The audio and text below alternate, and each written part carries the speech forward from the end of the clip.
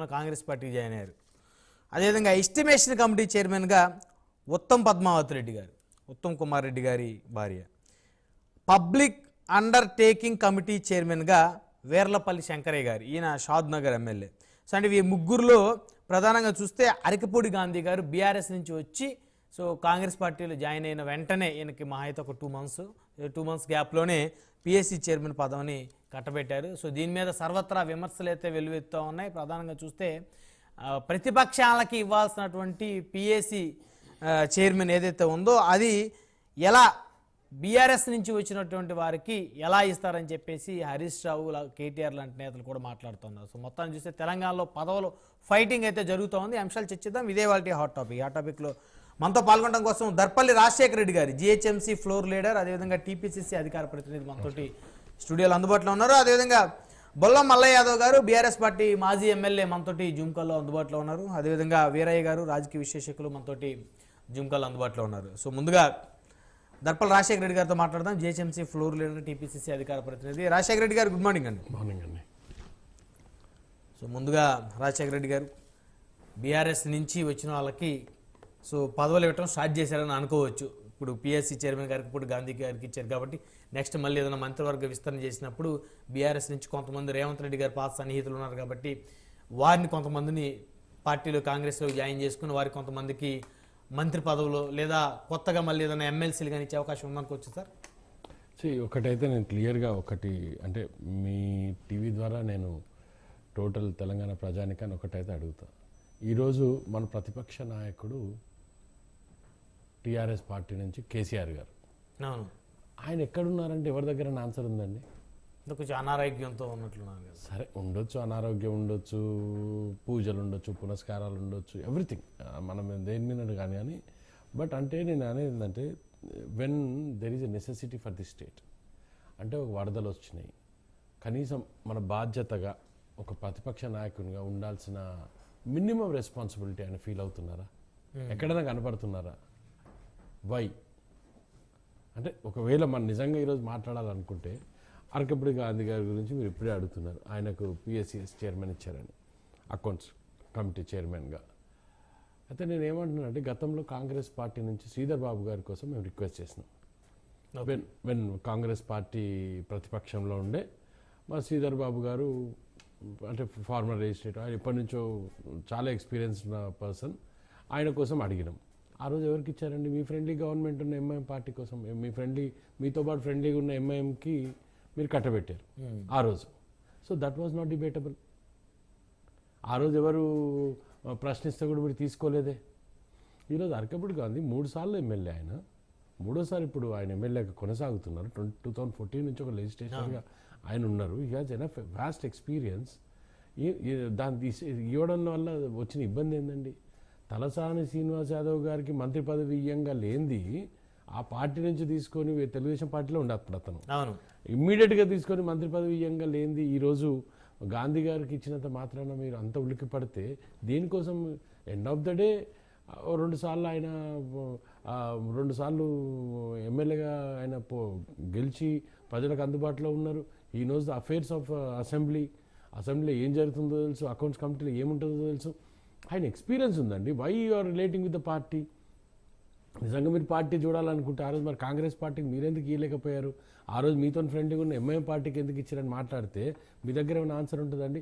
ఇవన్నీ పక్కన పెడితే where is your leader of opposition? అంటే ఆయన డైరెక్ట్ గా కేసీఆర్ గారు రంగంలో దిగపోయినప్పటికీ కూడా ఆ పార్టీకి సంబంధించినటువంటి నాయకులు ఆ రంగంలో దిగుతాడా, చీలుస్తాడా? పువ్వాడ అజయ్ గారు వచ్చారు, మరి ఆయన మీద దాడి చేశారు కదా సార్. ఎవరి మీద? పువ్వాడ అజయ్ గారి మీద. అజయ్ గారి మీద దాడి నేను చాలా క్లియర్గా చెప్పినండి. దాడి చేసింది ప్రజలేం కాదండి. ఎవరైతే భూ నిర్వాసితులు ఆయన దగ్గర ప్లాట్లు కొన్న వాళ్ళు ఉన్నారో చెరువుల, ఆయన చెరువులు కబ్జా చేసి ప్లాట్లు చేసిరని అందరు చెప్తున్నారు ఖమ్మంలో. ఆ చెరువుల ప్లాట్లు కొన్నోళ్ళు కదా దాడి చేసింది. ప్రజల ముందు దానిలో మునిగిపోయినా ఆయన మీద దాడి చేసిరు, కానీ దాన్ని ప్రజల మీదకి తోసేసి ఆయన ఏదో సింపతి గెయిన్ చేసుకోవాలనుకుంటే తప్పు కదండి. అది ఎంతవరకు సబబండి చెప్పండి. ఆ రోజు నిజంగా కేసీఆర్ గారే పోయి ఉంటే మంచిగా ఉండదేమో, మేము కూడా ఒప్పుకుంటుంటేమేమో. అరే ఒక ప్రతిపక్ష నాయకుడిగా వచ్చిండు, అన్ని చూస్తున్నాడు. ఒకటేనండి, నేను ప్రతి డిబేట్లలో నేను చాలా క్లియర్గా చెప్తా.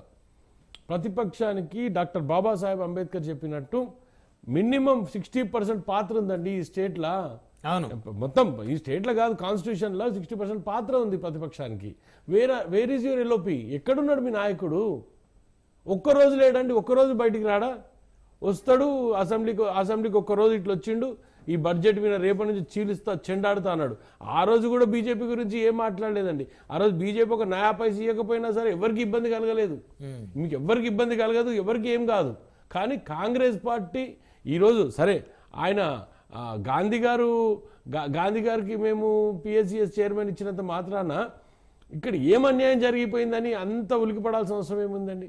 ఎండ్ ఆఫ్ ద డే చూడండి, ఈరోజు అంటే ఇది ఒక ఇండికేషన్, బీఆర్ఎస్ పార్టీ ఎమ్మెల్యేలకి పదవులు ఇచ్చేటువంటి అవకాశం ఉంది అనేటువంటి ఒక ఇండికేషన్ ఇచ్చినట్టు కదా. ఎలిజిబిలిటీ ఉంటాయండి కొంచెం కొన్నిసార్లు. ఇప్పుడు మన సంతోష్ రావు గారు ఉన్నారండి, ఏం ఎలిజిబిలిటీ ఉందని రాజ్యసభ ఇచ్చిరండి? ఏం కష్టపడ్డాడండి? ఏం టీఆర్ఎస్ పార్టీ కోసం కట్టెలు మోసిండండి ఆయన? అంటే రావు అని ఇచ్చారంటారా? అట్లా ఎందుకంటారండి? అట్లా నేను అంత చిన్నగా థింక్ చేసే వ్యక్తిలో కాను నేను. కానీ అంటే నేను అనేది ఏంటంటే, ఆయనకు రాజ్యసభ ఇచ్చేంత అవసరం ఏముండే ఆ రోజు? మీరు అంటున్నారు గాంధీ గారికి ఎందుకు ఇచ్చారని. గాంధీ గారికి వ్యాస్ట్ ఎక్స్పీరియన్స్ ఉంది. నేనేమి గాంధీ గారు గురించి వేరే వాళ్ళు తప్పు మాట్లాడితే వాళ్ళు ఆలోచించుకోవాల్సిన అవసరం ఉంది. ఎక్కడ ఏ ఇబ్బంది ఉందని సంతోష్ రావుకి ఎందుకు ఇచ్చారండి పోనీ చెప్పండి.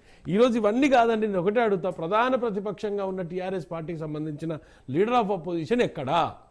ఎందుకు కనపడాడు? ఎందుకు ఈ స్టేట్లో ఉన్నాడా లేడా? మిస్ అయిందా? కనీసం పోలీస్ కంప్లైంట్లు అన్నా చేస్తామండి మేము. ఒకవేళ మీరు పట్టుకోలేకపోతే మేము పోలీస్ కంప్లైంట్స్ అన్నా చేసుకుంటాం. ఏం చేస్తాం చెప్పండి?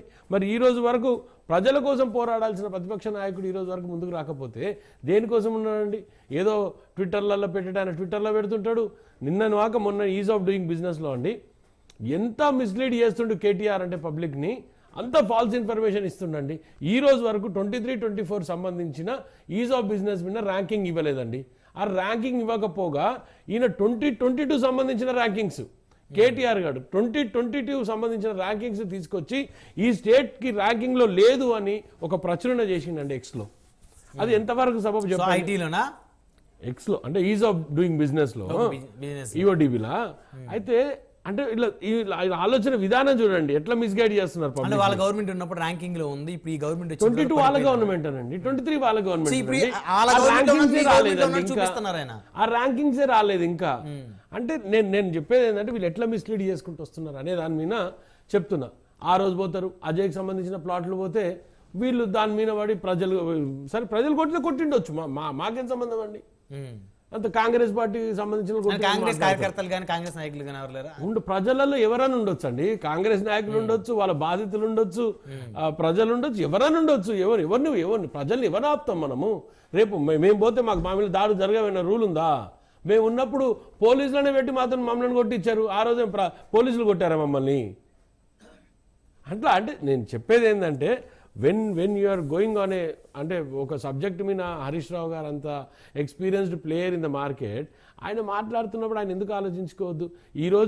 ఈరోజు హైడ్రా అనే విధ్వంసం మీద ప్రధాన కారణం హరీష్ రావు అండి, వేరే ఎవ్వరు కాదండి ఈ రాష్ట్రంలో. హరీష్ రావు, కేసీఆర్ తప్ప ఎవరి మీదకి ఈ బాణం తోయాల్సిన అవసరం. వాళ్ళందరూ పర్మిషన్ ఇచ్చారనే? పర్మిషన్ కాదండి. When you go for Google map ఒక్కసారి చూడండి, 10 ఏళ్లలో అది ఎట్లా కుదించుకపోయిందో. చెరువులు ఎవరండి ఇన్ఛార్జ్ మినిస్టర్ ఎవరండి? దానికి సంబంధించిన ఇరిగేషన్ మినిస్టర్ ఎవరు? ఆయనకు ఆమెకు రెస్పాన్సిబుల్ ఫీల్ గారు ఈరోజు ఈ దాని మీద మాట్లాడుతున్నాడే. ఎందుకు మాట్లాడతలేదు చెరువుల మీద? ఆయన తెలిసే జరిగిందంటారు 100% ఆయనకు తెలిసి జరుగుతుందండి. ఇంత పెద్ద విధ్వంసం జరుగుతుంటే తెలవకుండా ఎట్లా జరుగుతుందండి? నడి చెరువులో పోయి 8 ఫ్లోర్లు 14 ఫ్లోర్లు 18 ఫ్లోర్ల బిల్డింగ్ పర్మిషన్ ఇచ్చుకుంటున్నప్పుడు, అరే నా చెరువు, నాకు సంబంధించిన శాఖ ఇరిగేషన్లో ఈ చెరువు ఉంది, ఇగో ఈ చెరువు ఇంత విస్తీర్ణం 43 ఎకరాల విస్తీర్ణం ఉంది, మరి ఇంత విస్తీర్ణంలో మీరు లోపల పోయి పర్మిషన్ ఇచ్చారని చెరువుల మినిస్టర్గా ఆయనకు ఎందుకు ఆ రోజు ధ్యాస రాలేదు? ఎందుకు ఆయన ఆ రోజు పార్టిసిపేట్ చేసినప్పుడు, ఒక మినిస్టర్గా ఆయన ఉన్నప్పుడు, మీటింగ్ అవుతున్నప్పుడు కన్సర్న్ ఆఫీసర్స్ తోటి, అరే ఏందయ్యా మరి 43 ఎకరాల చెరువు 30 ఎకరాలకు పడిపోయింది, ఈ 13 ఎకరాలు ఏడిపోయిందని ఎందుకు ఆ రోజు చెరువుల మినిస్టర్గా ఆయన అడగలేదు? ఈ రోజు ఈ పరిస్థితి వచ్చేది కాదు. 100% హైడ్రా అవసరమే ఉండేది కాదండి.